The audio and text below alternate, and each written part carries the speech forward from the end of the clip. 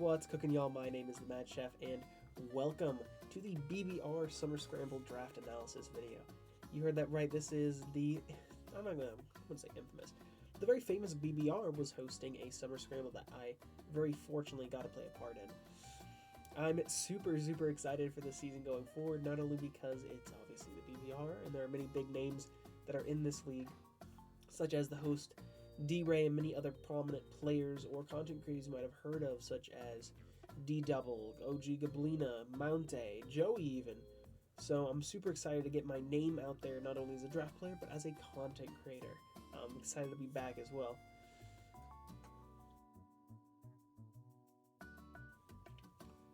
Apologies, a little sick.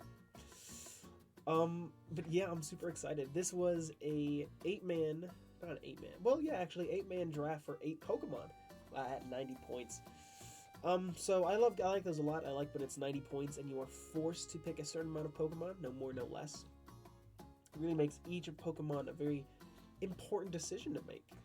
And as you can see, as we go forward, I think I've picked a very balanced team. We don't have a lot of very high tier Pokemon, like we don't have an 18 and a 16, for example, but we have a lot of about, like, I don't want to say like 13 to 11 Pokemon. Lots of them rank up there. Another reason I'm excited about this league is the first league that's post DLC. So all those new mons and new juicy moves for different Pokemon are up for grabs. Considering that I had my first pick, I was pick 3 overall, so I really got my choice of cream of the crop for the most part. Unfortunately, Ogerpon was picked right before me, so I was excited to see the use for that, especially since it's Ogerpon, all forms are available to you. Some notable things about this league as well before actually we get started. It's free Terra, so you get 1 Terra Captain and it's free Terra. Another big thing is that this is, again, a Wi-Fi league, if you didn't know that already. So this is going to be my first delve into Wi-Fi draft, both in content creation and in actual playing. I haven't done anything Wi-Fi related other than just regular competitive in a long time. So I'm super excited. This will be a great experience for me. Also be a great experience if I can get a win, but we will see. But for this draft, I was absolutely cooking. I'm really excited to use my team. Each of them I feel like I can do a lot with. So, that being said, let's get into our first Pokemon, shall we? Very first pick overall 3, I almost chose Annihilate, actually. Just seems like a very fun mon to use, and it was on my team in actual Gen 9 playthrough. However, last minute I decided to change my mind, and I actually picked up Iron Valiant. Really threatening mon, obviously, especially with the following stats of 74 HP, 130 attack, 90 defense, 120 special attack, 60 Spadef, and 116 speed, obviously with that ability of Quark Drive. Fighting Fairy type, really good offensive Pokemon, especially with its speed being 116, and both the attack and Spadef being 120 or higher.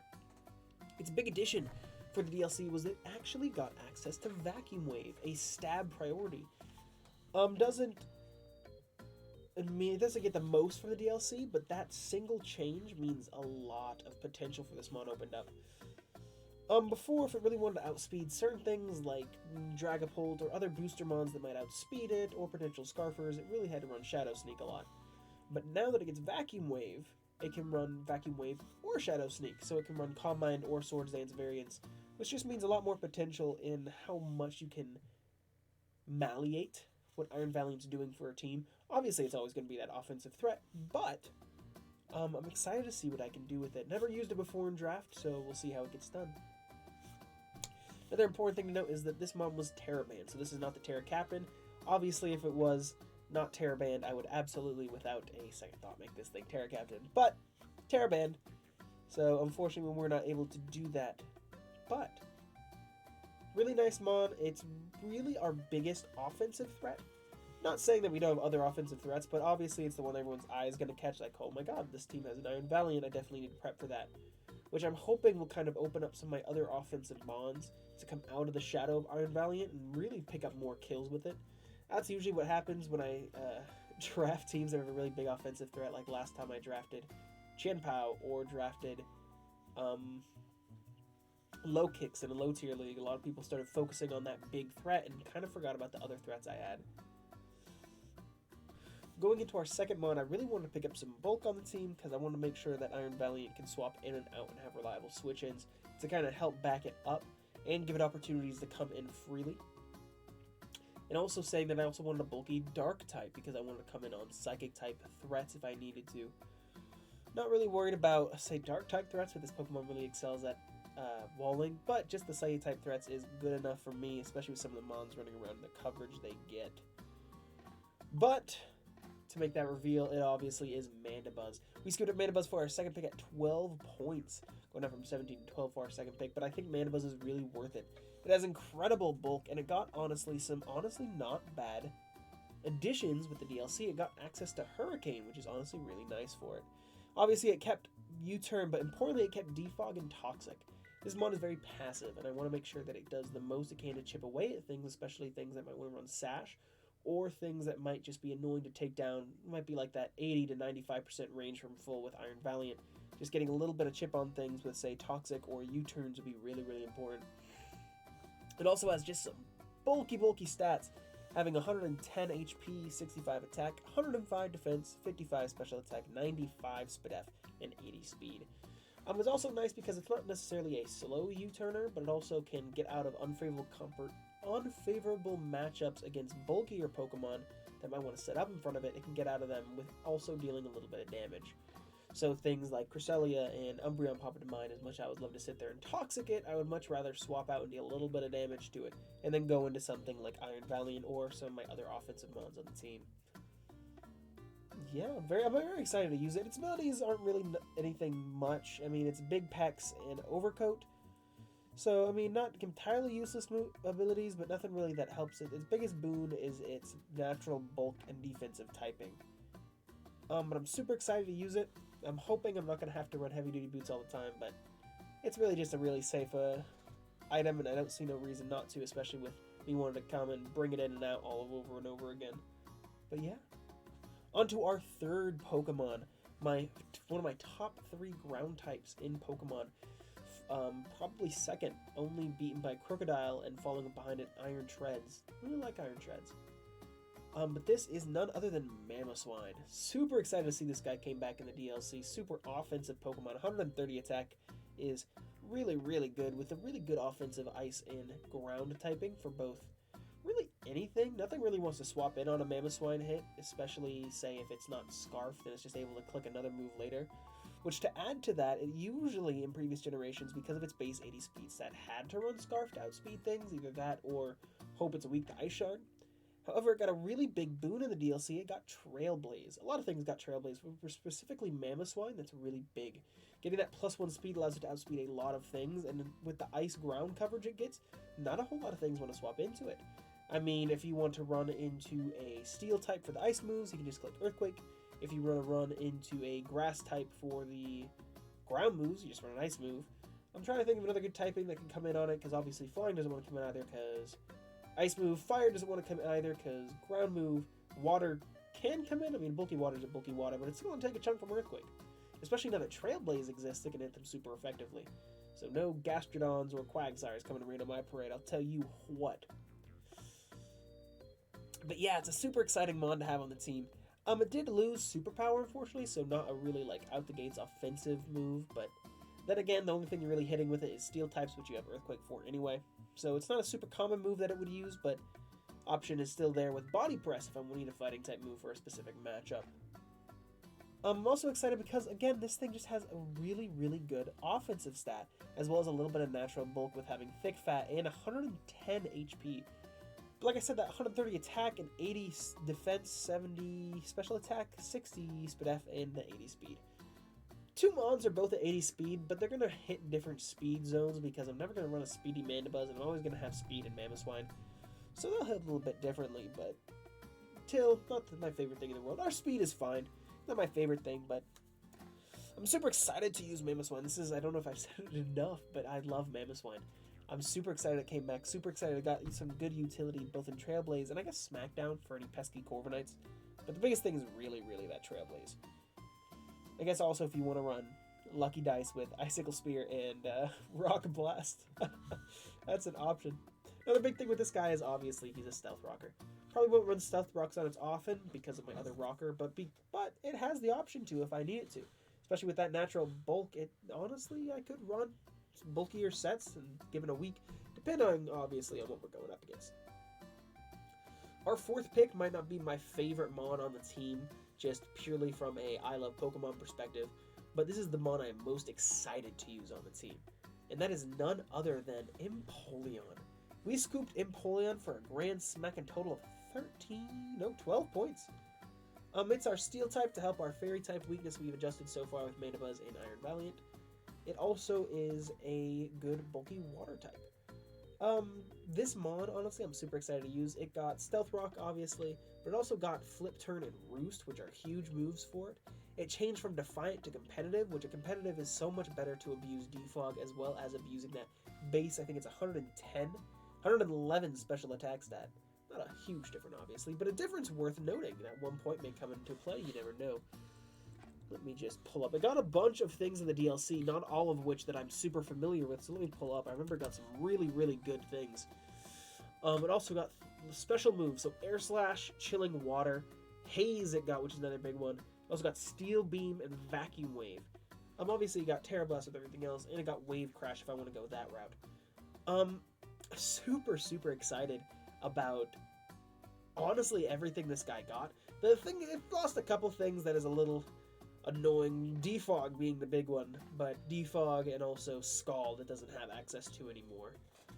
Not everything got to keep Scald, only certain things got to keep it even though it came back in the DLC, so this thing not getting Scald honestly it's alright. It has Surf, it has Chilling Water if I want to bulky, but the Flip Turn Roost Stealth Rock with Defiant and some of the other things it got is honestly really, really big.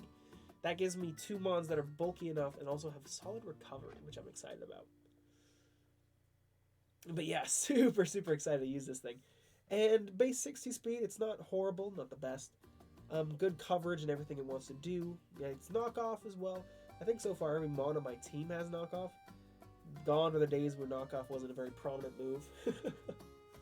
But this is another stealth rocker, like I mentioned before. This is probably what I'm going to run stealth rocks on most weeks just because it's a nice bulky typing with bulky moves. Love that it got Roost. It's really going to help me out long term. Going into our fifth mon, this is our next really, really just focused offensive speedy mon. We scooped it for a grand total of 9 points. Honestly, a steal. Other than our Terra Captain, Kilowattrel. Like I said just now, it is our Terra Captain. So this is a completely free Terra. Free Terra is when we're mimicking in Wi-Fi the format of Terra Preview. So before the game starts, we tell what Terra Captain the opponent is. Super excited about that. It also is another electric immunity that is resistant to fighting. The big thing right now is that we really didn't have a whole lot of fighting answers. We had one answer and that's it. Mandibuzz can actually take some fighting moves, but it's neutral to it, and Valiant, even though it resists, isn't going to take all the fighting moves in the world, and I don't want it taking that chip, honestly. But Kilowattrel gets Roost, and I can run some bulk investment in it to take fighting moves if I need to, but you'll see down the line we have better fighting type answers. But it's notable at this point that we're stacking up on our resistances to support our team. Kilowattrel, you know what Kilowattrel does? It really only has access to stab, but it does really, really well at what it does. With both electric, flying, and a Terra type of whatever I need it to be, it is fantastic at dealing out damage. It also, that and Mandibuzz both get Tailwind for its wind power ability if I want to be cheeky. Cheeky little son of a... But again, the biggest thing is going to be that Volt Absorb. Nice way to passively recover damage and to stop any potential Volt Switchers on the team and then clicking them with a U-turn if I need to. Obviously, it gets some utility moves. It gets things like Thunder Wave. It gets things like, watch it. The Tailwind. Yep, that's what I was going to say. Honestly, I'm kind of lost on this thing. I've never used it, but I've seen it used to great effect by a friend of mine, Exo, as well as a really great content creator, Mounte. So I'm super, super excited to use it, especially with Terra. So I will see what I'll be able to do with this thing. But its stats are the following: 70 HP, 70 attack, 60 defense, 105 special attack, 60 speed F, and 125 speed. Fastest thing in our team. So I'm glad that that's the Terra Captain, because that, along with its speed stat and its offensive capabilities, is going to be able to do a lot of damage, especially as I morph it to what the team needs each week. Moving on, we actually go up in price due to their bulkier slash offensive really malleable Pokemon, one that I'm very excited to use, an Arcanine. We scooped Arcanine for 11 points, and with its pure fire typing and Intimidate and Flash Fire being the two big abilities that it gets, right now our team doesn't necessarily have a fire weakness, because none of our mons are actually weak to it, with Mamoswine having Thick Fat. But we also don't appreciate a Chi-Yu coming in and clicking overheats for free. So, so having Flash Fire is a super useful boon. This is, what more to say about Arcanine? I mean, it's Arcanine. It gets special and physical coverage that can really do a lot of damage. It gets E-Speed, and E-Speed is really nice for cleaning up things late game. It gets setup moves like Flame Charge, or if I want to run Agility. It also gets things like Morning Sun if I want to run it bulky. Lots and lots of good coverage on this thing as well, for really whatever I need it for in a given week. The biggest thing lacking is that pure setup moves it doesn't get. So, for example, it doesn't get like Swords Dance or a Nasty Plot or something like that. It's really the biggest move for setup it gets is for upping its speed stat, which isn't horrible considering that its stats are as follows: 90 HP, 110 attack, 80 defense, 100 special attack, 80 speed F, and 95 speed. But also could be kind of abusable. The biggest thing I'm excited to try is, I guess I'll reveal the tech. Like I said, I'm always cooking. Is using a throat spray, specially offensive Arcanine. It might be fun. Like I said, it doesn't get a lot of physical abilities. That or a weakness policy, I guess, is the biggest ways you can actually use it to set up its offensive stats. But I'm super, super excited to put this thing into use. I think it's going to do me a great, great time. And it's really going to come in and help with, like I said, those fire types that my team might need to cover. But also really grass types. Well, I guess not grass types. But big thing is for Mamoswine. Mamoswine, its typings that it's weak to, being if it's not Thick Fat, obviously, fire, fighting, and grass. Not water, but a lot of those typings Arcanine can switch into, especially with fighting and having that Intimidate. It can really pair really, really well with Arcanine. Both Arcanine, Empoleon, and Mamoswine all really cover each other's bases really well. In between the three of them, I wish Arcanine got Teleport. But, other than that, really, really great fit, and I'm excited to use it. The next Pokemon we get is our second to last. Like I said, with 8-man, things go by really, really quick. But as a criminally underrated, and honestly one of my sons, one of my favorite Pokemon from the generation of Gen 9, it is Bramblegast. So Bramblegast is our grass and ghost buddy o' mine. Big thing is it got Poltergeist in the DLC, meaning Poltergeist power-up hits like a mother effing truck. Especially with its base 115 attack stat. It doesn't have the greatest bulk, being 55 HP, 70 defense, 70 speed F. But with that 90 speed stat and 115 attack, it can make pretty quick work of certain teams. Especially if I run no investment and want to run it bulky or offensive, it can actually do a lot of damage. Its big thing is it gets Wind Rider. So as you noticed when I pointed out earlier, Tailwind for both Mandibuzz and Kilowattrel, that's the reason why. With a +1 both its attack and the boost Tailwind from speed, and if he wants to get off a rapid spin in the meantime, hitting Substitute into Poltergeist and Power Whipping is really, really damaging to a lot of teams. Poltergeist from a +1 base 115 Ghost type is not easy to switch into at all, neither is a Power Whip. Only thing, knock on wood, is that though both of those moves have a chance to miss. So, we'll see. Some other big things that are fun to use with this Pokemon, again, I love it. It's a ghost type. It's not only a ghost type that can block spin, but it spins itself and sets up hazards itself. I wish it would be so amazing if Defog counted as a wind move, which honestly, Game Freak, it should.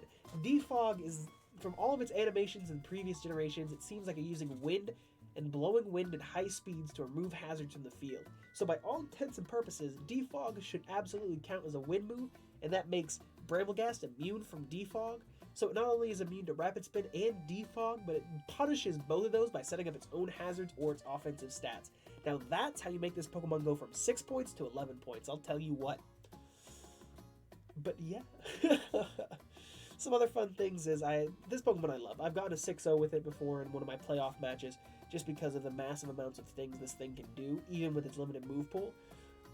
Big things are like Leech Seed, it gets Strength Sap, it gets Rapid Spin, Spikes is the hazard it gets, which spinning up Spikes is nice. It gets Pain Split as well as it gets Hex. It gets honestly not like a surprising amount of special coverage as well. It gets things like Shadow Sneak for priority. It also gets Trailblaze for upping its speed if you want to run Rapid Spin. It also gets Curse. I actually ran once in a match of mine. It picked up a few kills. Curse, Infestation, I think it was Substitute with Leftovers and Leech Seed. It was actually able to put in a bunch of work. Kind of a crazy setup, but you know, it worked for me. So there's, I mean, hey, if it works, it works. Another big thing is Leaf Storms with eject packs can make it a good momentum mod as well. Honestly, again, super excited to use this mod, and honestly, to all the Eggmans that might be watching this video, it's undervalued. Putting this thing at 6 points is criminal. I think it's personally much, much better than Serena. I think this thing is a minimum at 8-point Pokemon right there. Obviously, I'm glad it's not because I was able to afford it, plus some other things I wanted, but still, I'll prove it. Moving into our last mod, this last slot was kind of hard to decide. There were certain things I wanted. The big one was a grounded poison I wanted. I also wanted a poison because it was a fairy killer, and as of right now, my team doesn't have a great way of killing fairies. It's not really threatened by them offensively, but really bulky fairies like for a Hatterene or a Florges or a Sylveon can really just start setting up on me, and there's not a whole lot I can do to break them. So, to that extent, I really wanted to make sure I had a good fairy killer and poison type. And for what I ended up being able to get was something of a lot of value in Dragalge. I ended up picking up Dragalge for a total of 9 points. Its base special attacks are honestly a lot more than I imagined, being 65 HP, 75 attack, 90 defense though, 97 special attack, 123 special defense, and then 44 speed. Its abilities though with Poison Point, Poison Touch, and Adaptability. Adaptability makes Dracos and Poison, like Poison type zoos like Sludge Wave, hurt really, really bad. Really, really bad. It also got things like, it lost Scald unfortunately, but it got to keep Flip Turn. It also has Toxic and Toxic Spikes. So I'm excited for this thing to come in, especially if I'm going to do Flip Turn Poison Touch and kind of just chip away at things. However, this thing is a threat. People can't sleep on Dragalge because of its adaptability, but it gets things with its base special attack set that can really, really put pressure on opponents. You don't really have a whole lot of things that can switch into Dragalge, barring a good Steel type, and even with a good Steel type, it gets moves that can potentially hit it and do a lot of damage. The neutral moves, obviously, it doesn't get anything fire or ground, which would be great, so a good Steel type is really the biggest way to hurt this thing, but even a good Steel type doesn't want to switch into a Hydro Pump, especially things like Iron Treads. And a Corviknight doesn't want to swap in, obviously, because of Thunderbolt. So the Steel type is really the best way to hit it. Never mind, I did not know. This is my first time using Dragalge. So spare me all of the, while I'm saying it doesn't get a great move to hit Steel type super effectively, spare me the, oh, but it gets this. It gets Focus Blast. I'm excited to use this Pokemon. Gets a lot of useful utility moves and a lot of offensive moves. If this thing got nasty plot, it would be over. I'm just going to be honest. If this thing got nasty, it'd be over. But it gets things like Chilling Water, Icy Wind. It gets a lot of utility moves, both with, like I said, that T-Spikes and just straight up Toxic. It also gets great moves in the fact that it gets just Flip Turn and Haze. I'm super excited to use this thing and make it my own. Honestly, that's the fact of the entire team. As you can see above us, we have, in the following order of our picks, is our Iron Valiant, our Mandibuzz, then Mamoswine, then Empoleon, Kilowattrel, Arcanine, Bramblegast, and last but definitely not least is Dragalge. Super, super excited to use this team. I think I'm going to be able to do really well. A lot of these Pokemon have a lot of malleability on my team, which is something that I was really, really looking for. Biggest downfall, I think, of the team is I don't have great ground type swap-ins. My grass is kind of frail. And I have, obviously, Mandibuzz is the big one, but Mandibuzz is obviously weak to Stone Edge, which a lot of ground types get. So I don't have a great bulky grass. That's probably the biggest thing. However, I have ways to handle ground types offensively in Revenge. That's a lot of the things in this team. The other big one is bulky waters might be a pain to break depending, but not bulky waters to be a pain to defend against. That's a lot of the things. Is offensively, I have nothing I can't break. Absolutely nothing. Certain mons might be hard for me to take hits from, typing-wise, so ground, water, fire, big ones. But luckily with some of the pigs, especially Dragalge rounding out the bottom, hopefully I can curb that a little bit. I'm excited to see who I'll go up against in the future. Um, Definitely start for this channel specifically from here the draft ends, and I want to talk more about the channel going forward. Now that, again, I'm working full-time and out of university, I'm going to be spending more time on this hobby of mine since I just simply enjoy it. It's a lot of fun. So, that being said, expect probably weekly some kind of draft form content, even if it's not a draft league, some draft analysis, some let's take a look at this Pokemon in the draft format, something at least once a week. The other big one is I want to do one other project type of a week, so potentially later down the line I might be starting a, what is the name? Rogue Red playthrough. That one I might be starting up very soon. I haven't played the game yet, heard a lot of good things about it. Last, very, very big one is expect more IRL content coming from the channel. The Mad Chef not only is a excuse to have a theme for the channel, but also I just really have found a passion in cooking food. So you might see every once a month a recipe video go live. Just me making one of my favorite foods and y'all coming along for the ride. So, if you're excited for that, make sure to drop the subscribe and like down below. Leave a comment for what Pokemon you're excited to see and what you're excited to see me cook up next. And definitely leave a comment rooting for your favorite project coming out the pipeline. That didn't make much sense. But, what's your favorite project coming out the pipeline? Are you excited to see more draft content? Are you excited to see more playthrough content? Or are you excited about the aforementioned cooking content? Definitely leave that in the comments down below. I'd love to see what you guys are interested in because I want to give that content to you.